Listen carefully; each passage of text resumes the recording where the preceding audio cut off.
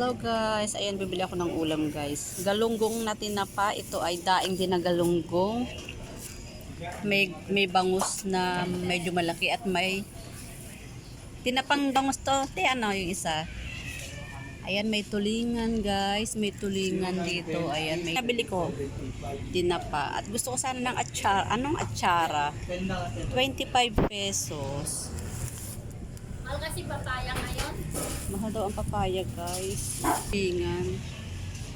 May mga gulay-gulay ako sa bahay. Wala naman kaming isda. Ayan guys. Wait lang. Ano bang bibig? Magkano rin dito te? 50. 50 rin. Ayan guys, 50 rin pala dito.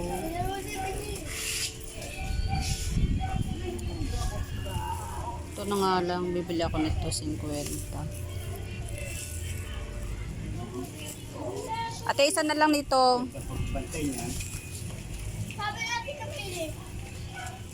Eh, parang may ano, may langaw. Wala yan langaw, bago lahat yan.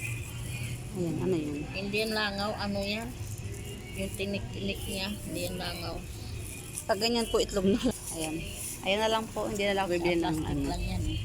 Ayan guys, bumili na rin ako ng ano, atsara. Sabi ni ate, masarap daw talaga. Di ba ate? Ayan, masarap daw talaga yung atsara, kaya kumuha ako ng isang atsara.